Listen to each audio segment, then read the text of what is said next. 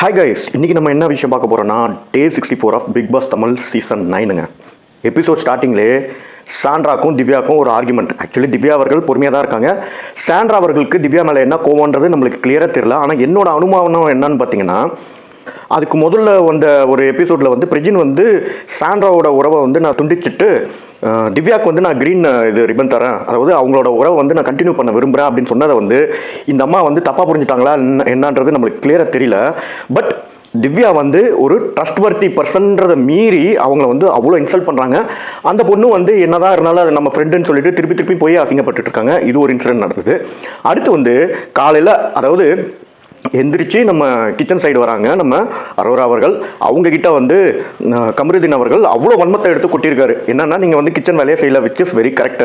ஆனால் அதுக்காக துஷார் வந்து வெளியில் போனதுக்கு பிரைம் ரீசன் நீதான் சொல்லி எல்லா எபிசோட்லேயும் சொன்னால் அந்த பொண்ணு தான் என்ன பண்ணும் சொல்லுங்கள்?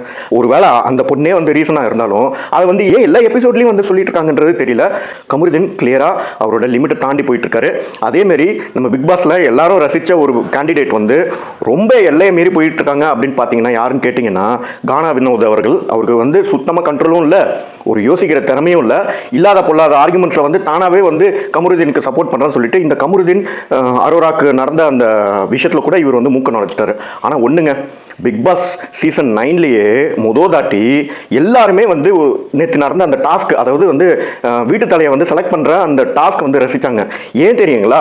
ஏன்னா இந்த ஒரு டாஸ்கில் வந்து நம்ம புகழ்பெற்ற விஜய் பார்வதி அவர்கள் வந்து கலந்து கொள்ளவில்லை. அதனால் என்ன நடந்ததுன்னு பார்த்தீங்கன்னா, இந்த 15 நிமிஷம், அதாவது கண்ணை கட்டி விட்டுட்டு பஸ்ஸர் அடிக்கிறதுக்குள்ளே நீங்கள் வந்து ஒரு பெரிய இந்த ஜிம்லலாம் பால் இருக்கும்ல, எக்ஸசைஸ் பால், நம்ம மோடிஜி கூட வந்து யோகாலாம் பண்ணார்லாம் சாஞ்சிட்டு, அந்த பாலை வந்து கண்டுபிடிச்சி அதை வந்து, அதாவது கண்ணு கட்டி விட்டுருவாங்க. அதை கண்டுபிடிச்சி அதில் உட்காரணும். பஸ்ஸர் அடிக்கிற டைமில் உட்காந்துருக்கவங்க வின்னு, இல்லாதவங்க வந்து தோற்று போயிடுவாங்க.